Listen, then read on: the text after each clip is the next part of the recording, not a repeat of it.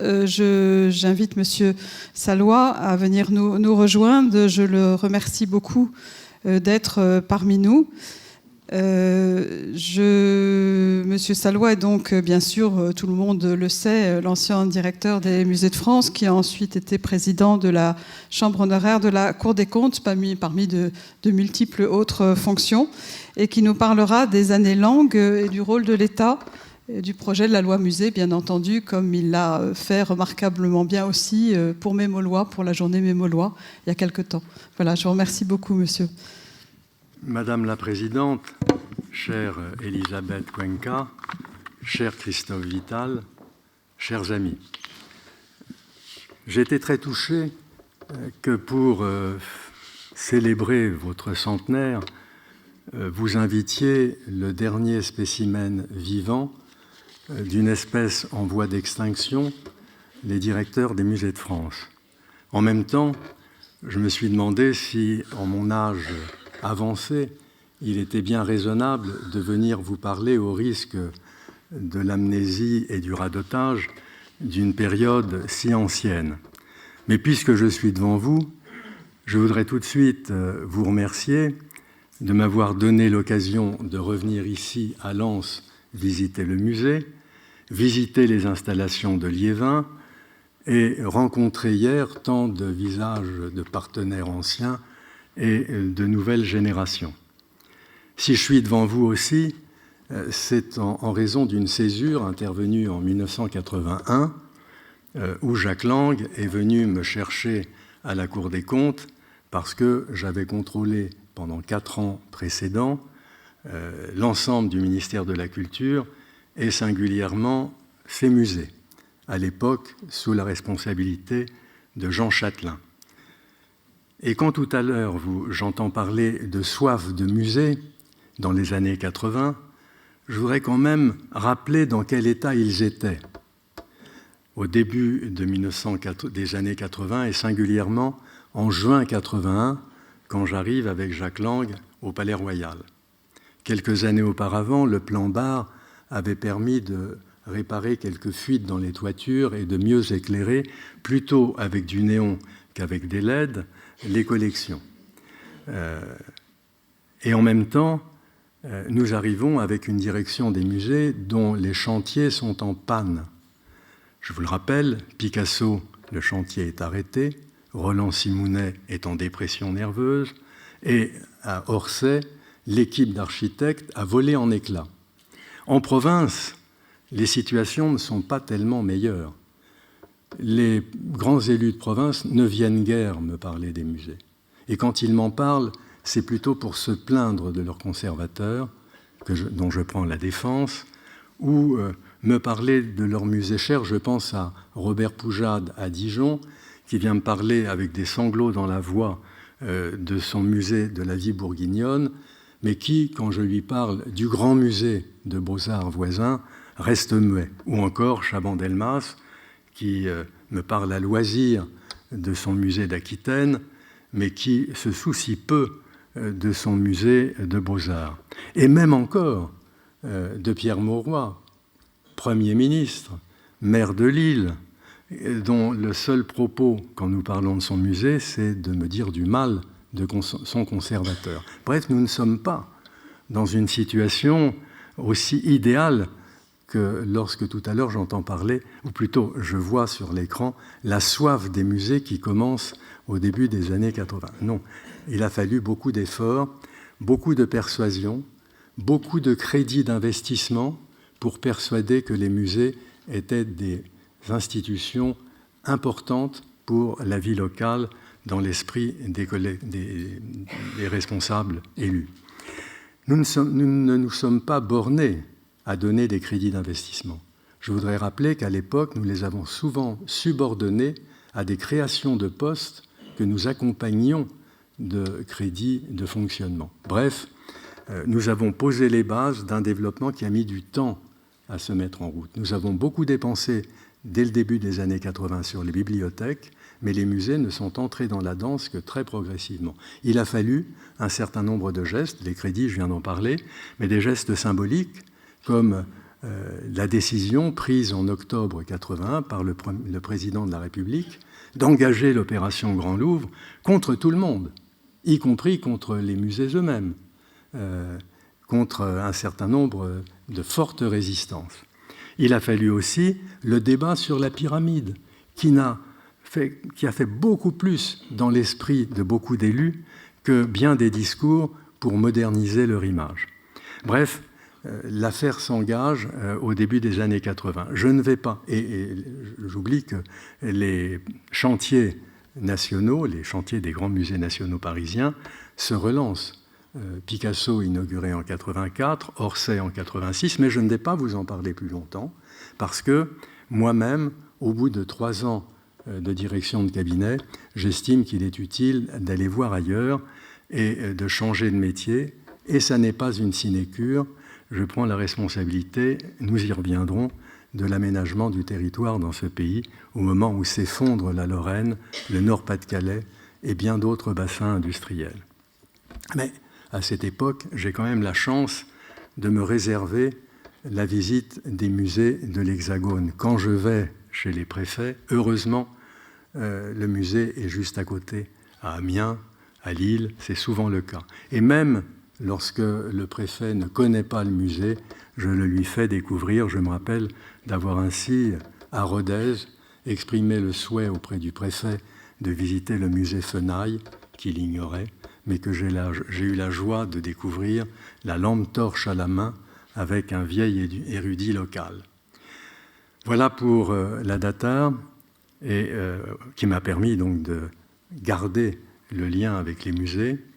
Et puis j'ai changé encore de métier 3 ans plus tard pour aller prendre en charge les affaires européennes et internationales de la Caisse des dépôts. Et là, pour les musées européens, de Lisbonne à Varsovie, en passant par Prague et bien d'autres pays, et sur le plan mondial, de Washington à Tokyo, d'avoir la possibilité de découvrir l'ensemble des grands musées. C'est d'ailleurs au Japon que Jacques Lang vient me chercher pour, en 90, revenir dans le ministère et singulièrement à la direction des musées, car il savait que c'était le seul objectif qui pouvait me convaincre de rentrer au bercail. J'arrive donc en 90 et je ne vais pas vous parler de l'ensemble des problèmes que j'ai eu à traiter ou à affronter. Je ne pourrais pas reprendre le propos aussi vaste de Christophe Vital. Je vais me borner à vous parler de 2 thèmes. Le premier qui concerne les épreuves qui m'attendent en arrivant, car on apprend souvent beaucoup plus des épreuves que des discussions, et ensuite des 4 chantiers que je me suis efforcé de lancer avec des bonheurs très inégaux. Quand j'arrive en 90, le système est bloqué. Nous sommes dans un conflit social, des grèves, des manifestations, des affrontements, en raison des inquiétudes des personnels des musées nationaux et de la RMN devant les mutations qui s'annoncent. La marche vers les grands établissements publics, l'articulation entre la RMN et ces monstres qui s'annoncent, tout le monde est inquiet. Et il me faut, étant le seul arrivant nouveau dans une situation bloquée, m'affronter avec cette situation difficile, rencontrer les syndicats, parlementer, passer de longues soirées en discussion, quelquefois tard dans la nuit, et découvrir la difficulté de la situation que vous évoquiez tout à l'heure, cher Christophe Vital. Des professions qui se diversifient, qui s'inquiètent de leur statut, qui se conjuguent plus ou moins bien dans les musées, et de la difficulté qu'il y a à les faire travailler ensemble dans une communauté partagée.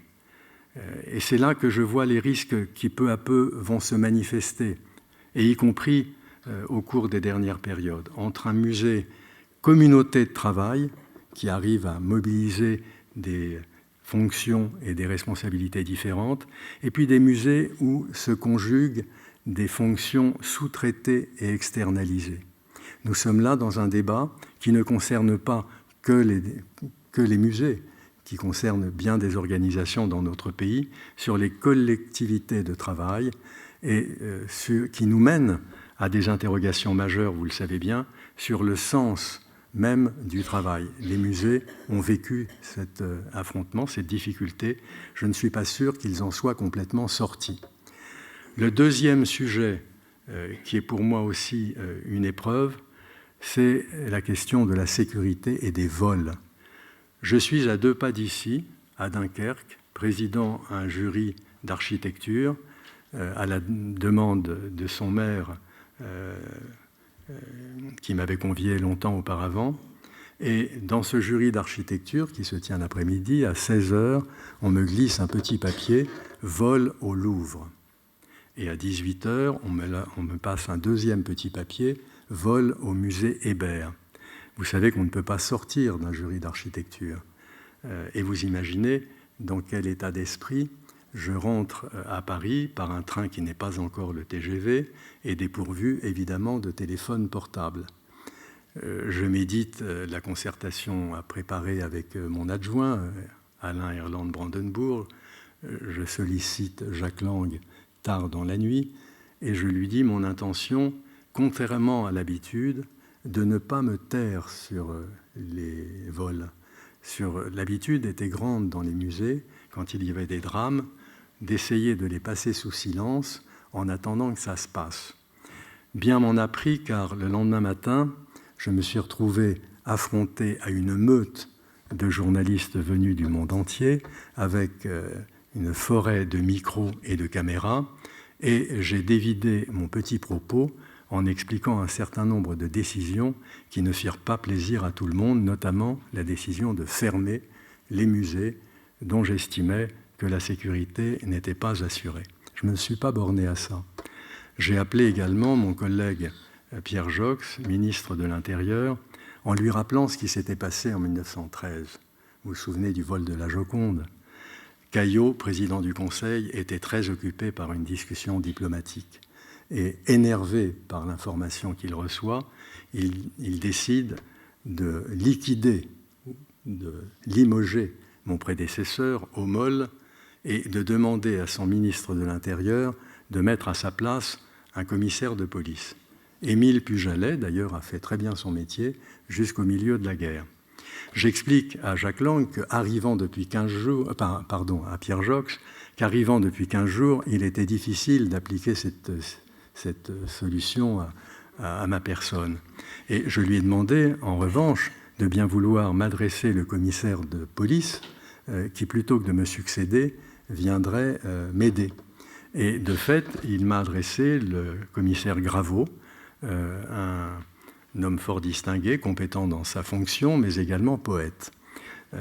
J'ai appelé le patron du Crédit Lyonnais pour m'envoyer également son spécialiste, ainsi en lui expliquant que les musées étaient des coffres-forts ouverts au public, ce qui n'est pas une situation facile.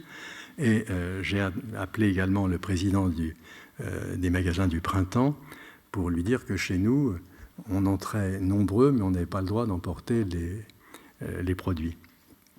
Et donc, avec ces 3 éléments, nous avons peu à peu constitué une mission sécurité qui a beaucoup travaillé sur les musées les plus éminemment défaillants, mais qui peu à peu, d'audit en audit, a fait perfuser la préoccupation de sécurité des œuvres, car il est bien de parler d'inaliénabilité, mais il est mieux de se préoccuper d'abord de les conserver. 3e épreuve que j'ai eu aussi à affronter, difficile, le problème du grand marché européen. Les textes venaient tout juste d'être signés pour permettre la libre circulation des hommes et des produits, et 3 catégories de biens échappaient à cette solution, les armes, les drogues et les œuvres d'art. Personne ne s'était préoccupé au ministère de la Culture de cette 3e catégorie. Il a fallu discuter, non sans grosses difficultés, à Bruxelles, contre ceux qui ne voulaient pas entendre parler de quelque garantie que ce soit par rapport à ce principe de libre circulation, même des œuvres, et à Paris pour essayer de trouver un accord. Un accord, c'était un bien grand mot, au moins une pacification entre le marché de l'art et nos préoccupations. Sur le premier point, j'ai recruté une spécialiste venue du ministère de l'Agriculture parce que c'était le seul endroit où on avait l'habitude vraiment des discussions à Bruxelles. Et sur le second point, j'ai créé à ce moment-là l'Observatoire du mouvement des œuvres d'art, dont j'ai confié la présidence avec l'accord de Jacques Lang à André Chandernagor, qui venait d'être libéré de ses fonctions de premier président de la Cour des comptes et qui nous a beaucoup aidés à rechercher cette pacification tant à Bruxelles qu'à Paris. Nous avons dû quand même arrêter la pendule à la fin de l'année pour aboutir à un accord difficile sur les 2 points. Mais quand je porte un regard rétrospectif sur cette période et que je la compare à celle d'aujourd'hui, nous étions dans une situation tout de même un peu plus facile, car nous n'avions pas encore les émirs du pétrole qui se déversaient sur le marché de l'art, qui se sont déversés sur le marché de l'art, non plus que les oligarques d'un côté et les milliardaires californiens de l'autre. Aujourd'hui, la pression de ces richesses sur le marché de l'art fragilise terriblement notre situation et malheureusement, nous devons continuer de l'affronter. 4e chantier, qui fut pour moi sans doute le plus douloureux, c'est que lorsque je suis arrivé, on m'expliquait qu'il y avait un monsieur qui téléphonait toutes les semaines, on m'en faisait part, mais on me conseillait de ne pas le prendre au téléphone. Donc j'ai suivi ce conseil pendant un certain temps, mais au bout de 3 semaines, je n'ai pas pu rester dans cette situation. J'ai pris la personne en question. Son explication était un peu confuse, mais avec l'aide d'Alain Erland Brandenburg, j'ai compris qu'il me parlait de biens spoliés pendant la guerre, récupérés à la fin de la guerre et confiés au musée pour rechercher leurs ayants droit. Éclairé par ces explications, je me suis penché sur les archives que nous conservions. J'en ai constaté la défaillance et également le peu d'enthousiasme mis à les explorer. Nous sommes concertés avec la chancellerie qui nous a confirmé qu'il nous incombait bien de procéder à cette exploration et à la recherche des ayants droit. J'ai discuté avec tous les conservateurs pour obtenir, responsables des départements, pour obtenir des inventaires fiables et exploitables. Et malheureusement, je le dis ici, je l'écrirai un peu plus tard précisément, j'ai échoué dans cette expérience et lorsque je suis parti en 1994, le chantier était encore ouvert. On sait dans quelles conditions ensuite, singulièrement après le discours de Jacques Chirac en 1995, l'affaire s'est engagée, elle n'est pas terminée. J'ai constaté hier à Liévin qu'on continuait de faire le chantier de collection qui reste à traiter. Voilà, chers amis, les difficultés que j'ai affrontées en arrivant et qui m'ont beaucoup éclairé sur la vie, les problèmes et les perspectives de nos musées. Maintenant, tout de même, j'ai pris l'initiative, ma décision, d'engager un certain nombre de chantiers dont je voudrais, avec beaucoup de modestie, vous dire l'évolution ultérieure. 2 chantiers d'abord qui rejoignent le propos de Christophe Vital sur l'organisation administrative et l'encadrement législatif. Tout le monde savait, quand je suis arrivé, 90, que le cadre que Georges Sall avait tracé à la fin de la guerre était obsolète, singulièrement s'agissant de l'organisation administrative de nos musées. Il avait défini une direction des musées de France, il en avait défini le titre, mais en réalité, ce n'était pas une direction des musées de France. C'était la juxtaposition d'une direction des musées nationaux qui gérait les personnels, le matériel, les gommes et les crayons des musées nationaux, sans en réalité assumer une fonction d'impulsion et de dialogue stratégique avec chacun d'entre eux, où le conservateur était complètement maître chez lui, sans discussion. Et puis, d'une inspection générale des musées classés et contrôlés, qui en réalité, peu à peu, sous l'impulsion d'animateurs dynamiques et d'équipes de conservateurs, parmi lesquels quelques grands noms comme Michel Laclotte, était la structure d'impulsion et de soutien des musées dits à l'époque de province. Quelle était la solution? Nous le savions tous. Il s'agissait de mettre en place une vraie direction d'administration centrale qui fasse la part de la déconcentration en cours s'agissant des musées nationaux, mais également de la décentralisation que venait de lancer Gaston Defferre et de la déconcentration de l'action de l'État dans les régions. Singulièrement avec la création, plutôt auprès des DRAC, l'achèvement de la mise en place des conseillers musées, dont j'ai ici quelques brillants représentants, et qui ont été l'âme de cette nouvelle organisation. Voilà le premier chantier que j'ai engagé. Qu'en est-il devenu?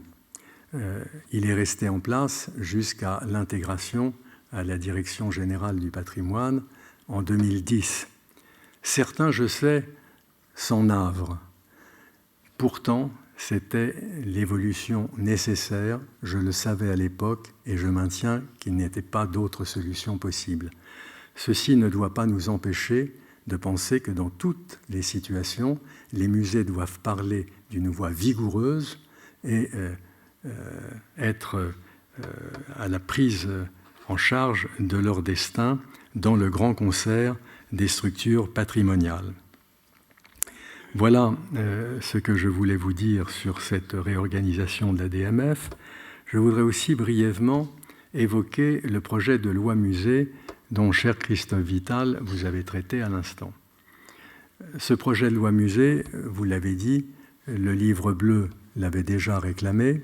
Nous étions en parfait accord avec Jean-Jacques Berthaud, et non seulement nous étions en accord, mais je l'ai un peu incité, pour vous dire la vérité, à adresser au ministre de la Culture, le 13 avril 1992, je crois, une lettre où il défendait vigoureusement la nécessité urgente de la mise en place d'une loi musée. Les conditions étaient favorables. Pour la première fois, pratiquement la première fois, on avait un ministre qui était compétent à la fois pour l'éducation et pour la culture. Comment rêver mieux?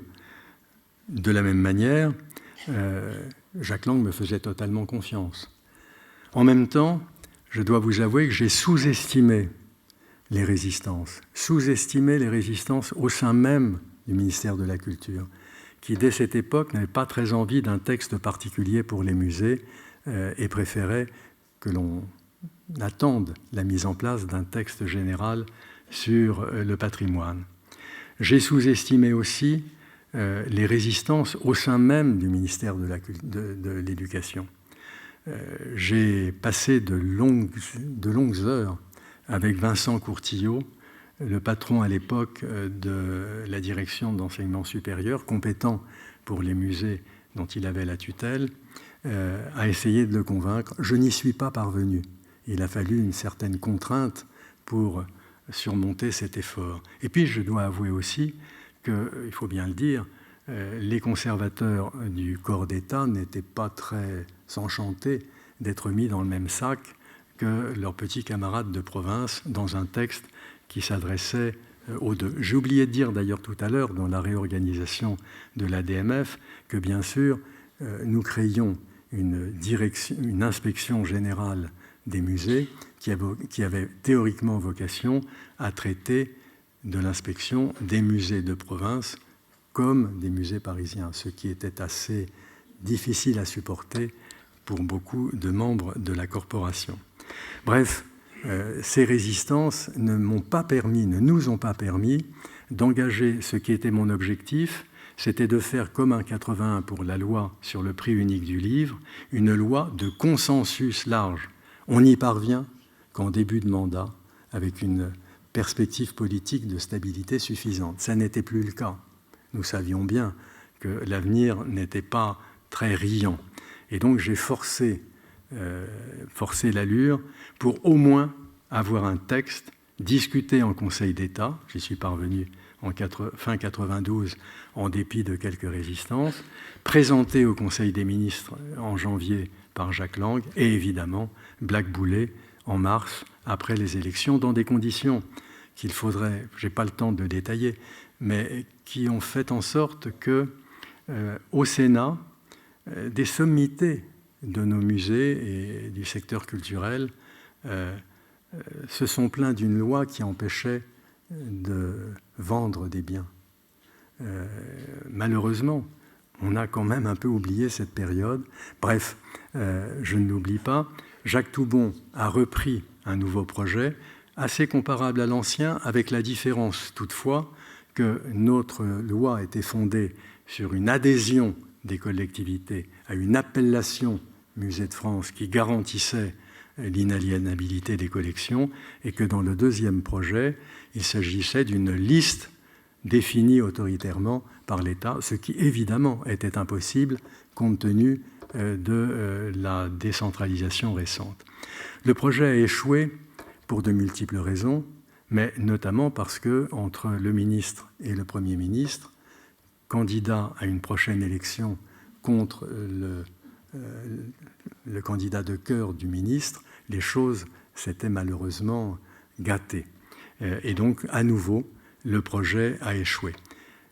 Je rappelle la décision que j'ai prise à l'époque, en concertation avec l'Association des conservateurs, de faire des réunions régionales où j'en ai tenu une demi-douzaine, dont ici, dans cette région, qui s'appelait encore le Nord-Pas-de-Calais, pour expliquer aux conservateurs que nous n'avons pas réussi à faire la concertation nécessaire avant d'aboutir à la loi, mais qu'il fallait continuer de militer en ce sens et que seule cette action de persuasion, ce travail en direction des élus, permettrait d'aboutir. Je me réjouis que finalement, c'est ça qui s'est passé et que la loi votée en 2002, elle reprend très largement le premier projet qui avait été présenté au début de 1993. Je n'insisterai pas sur cette loi.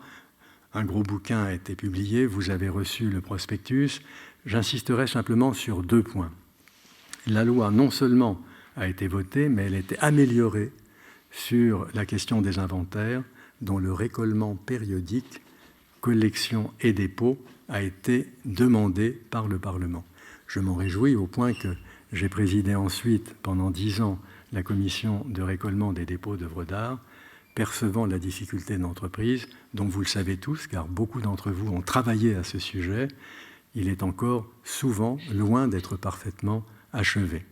Le deuxième point sur lequel je n'insisterai pas, mais que je veux tout de même mentionner, c'est le fait que nous affirmions un principe d'inaliénabilité en ouvrant une possibilité de discussion devant un haut conseil des musées, dont ce haut conseil s'est gardé d'explorer quoi que ce soit, au point qu'il a fallu ensuite, dans un débat confus après la question des têtes maoris, que le Parlement impose un système mal foutu, mal composé par le ministère de la Culture de surcroît, dont j'ai présidé, malgré moi, 5 ans d'existence, dont on a vu qu'il ne permettait pas de répondre à la question posée par le Parlement, qui était quel sort attribuer aux demandes de restitution, alors même que nous ne pouvions traiter que de la perte d'intérêt scientifique, culturel, etc., des collections en cause. Le système ne pouvait pas fonctionner. Mais néanmoins, après cette expérience, et avant cette expérience, j'avais vécu aussi la douloureuse affaire des manuscrits coréens, qui ne concernaient pas les musées, mais les bibliothèques, mais qui étaient de la même eau. Puis ensuite, j'ai suivi les débats qui se sont noués jusqu'à aujourd'hui vers le continent africain. Je continue de penser qu'il convient de prendre en compte ces contraintes nouvelles, d'en faire non seulement une contrainte, mais l'occasion de discussion sur les collections et sur leur provenance, tout en évitant, ou plutôt en demandant à nos gouvernants, comme le faisait Michel de l'Hôpital à l'égard de ce pauvre Charles IX, expliquer que les collections ne sont pas leur propriété, qu'ils sont seulement la propriété des générations qui se suivent et dont nous sommes, eux compris, que les gestionnaires temporaires. Il faudra encore beaucoup de pédagogie et la reprendre régulièrement au fil des élections du Parlement et des présidents. Voilà sur cette question de l'encadrement législatif. Je voudrais terminer par 2 observations sur l'orientation même des politiques muséales et la première d'entre elles sur la question de l'aménagement du territoire des musées qu'évoquait tout à l'heure très justement Christophe Vital. On ne pouvait pas attendre de moi, après 4 ans passés à l'aménagement du territoire, au chevet des régions qui s'effondraient, de ne pas faire de cette préoccupation une obsession. Quand je suis arrivé, je portais encore le regret de n'avoir pas fait ce que nous rêvions de faire au début des années 80. Rappelez-vous les grands projets. Le président de la République a présenté une liste de grands projets, beaucoup de projets parisiens, et pour les musées, pratiquement aucun grand projet à la mesure de ce qu'on rêvait à l'époque.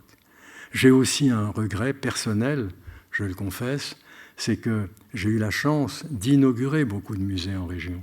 Mais j'étais incapable de convaincre à l'époque d'accompagner ces inaugurations de dépôts massifs qui auraient montré ce que pouvait être une politique, je disais à l'époque, de redéploiement des collections. Mais j'ai un espoir. J'ai un espoir car quand je regarde, et je le dis devant un inspecteur du patrimoine, quand je regarde les textes qui définissent la compétence des 2 sous-directions musées de cette grande direction, je constate que le premier texte évoque la nécessité d'un déploiement préservant et améliorant l'équilibre de la répartition des collections. On ne dit pas encore redéploiement, j'employais ce terme, mais enfin c'est quand même un grand progrès. La compétence de la 2e sous-direction vise la nécessité d'équilibrer les musées sur le territoire et les équipements muséographiques. Donc j'espère que cette préoccupation persistera. Non pas que nous n'aurions rien fait. Ici, au Louvre-Lens, comment pourrais-je l'ignorer? De la même manière, nous prenons en compte ce qui s'est passé en Lorraine, 2 régions qui m'étaient particulièrement chères après l'expérience de la DATAR, mais dans d'autres régions également, et bien sûr le MUSEM. Mais je pense qu'au-delà de ce qui a été fait, bien d'autres perspectives devraient être explorées, moins en raison de la nécessité d'implanter en province que de prendre en compte aujourd'hui l'extraordinaire et probablement excessive concentration parisienne entre Beaubourg et la colline de Chaillot. Voilà sur l'aménagement du territoire, mais c'est un sujet qui me préoccupe tellement que je pourrais vous en parler beaucoup plus longtemps. Je voudrais terminer sur un sujet qui pour moi est essentiel, c'est le problème de l'organisation scientifique des musées. Georges Sall avait mis en place 12 grands départements, essentiellement au Louvre. Je me suis efforcé, dans 3 situations difficiles, de créer 3 autres départements du XXe siècle, avec Germain Viat et Suzanne Paget, ce qui en soi déjà, en termes de mariage, était intéressant, de créer le département des arts d'Afrique, d'Océanie et d'Amérique, même si je m'interroge aujourd'hui encore sur la nécessité de rassembler les 3 ensemble, car ils ne sont rassemblés que par leur commune histoire coloniale, et nous privent de la liaison entre les arts premiers de chacun d'entre eux et la création d'aujourd'hui. Et puis, troisième catégorie, les arts et traditions populaires, dont je ne vais pas reprendre ici l'histoire tragique des ATP et un peu moins tragique du MUSEM. Mais je n'en suis pas pour autant satisfait, car au regard de l'espoir qu'avait formulé Georges Sale et des ambitions que je nourrissais à l'époque, nous avons des départements, nous n'avons pas en réalité les grands départements qu'exigerait l'époque d'aujourd'hui comme celle dont je parle. Qu'est-ce qu'un grand département? C'est un département qui est animé par les responsables nationaux, dont il faut expliquer que si l'État les a mis en place, s'il a organisé des grands musées, c'est aussi pour qu'ils jouent leur rôle à l'égard de l'ensemble du réseau. Ça n'est pas encore le cas, et la direction du Louvre n'a pas toujours perçu, et surtout d'accompagner ce rôle scientifique, les conseils scientifiques théoriquement mis en place, par de véritables réseaux de coopération qui feraient qu'il y aurait un échange plus systématique entre les deux catégories de musées, ce qu'assuraient jadis nos conservateurs de musées classés et qui aujourd'hui malheureusement a volé en éclats. Pas complètement, parce qu'il y a plus de conservateurs de régions qui viennent dans les musées nationaux qu'hélas de conservateurs de musées nationaux qui passent de l'autre côté. Bref, mais nous avons des exemples avec le réseau, le Club 19 organisé par Laurence Descartes ou le réseau de 18 villes suscité par Yannick Lins. Voilà, je comprends que je suis un peu trop long, mais je voulais tout de même vous parler de ça et terminer sur un point qui pour moi est essentiel. On peut attendre beaucoup de l'État, et j'ai tenté de voir ce qu'on avait tenté de faire et pas toujours réussi. Mais la réalité des choses, c'est que l'avenir repose sur vos épaules et que l'État pourra faire ce qu'il pourra, mais souvent, on voit bien, selon les périodes, ça n'est pas toujours le cas, c'est vous le responsable. D'abord, chacun dans vos musées affrontait un environnement souvent hostile par la mise en place de votre projet scientifique et culturel qui seul garantit dans la durée l'accord et le soutien des autorités de la République qui vous entretiennent et sans lesquelles il n'y a pas de vie durable. Et puis, votre rôle collectif au sein de votre association, dont la manière dont vous m'avez parlé, dont je l'ai découverte, me garantit que cet effort sera poursuivi et vous soutiendra durablement.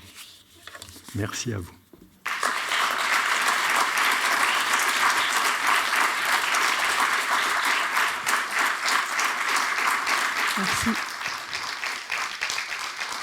Merci beaucoup, Monsieur Salois, pour ce regard absolument extraordinaire de cette période tellement riche qui correspond tout à fait à ce que l'on souhaitait entendre aujourd'hui, qui est un témoignage vraiment particulier. Donc, on est vraiment très content. Je n'ai pas le temps, malheureusement, de rentrer dans les détails et de commenter pour la suite, mais on aura des questions sûrement tout à l'heure, je suppose, au moment de la délibération et de la pause, au moment des débats avec la salle. En tout cas, c'était très émouvant. Voilà.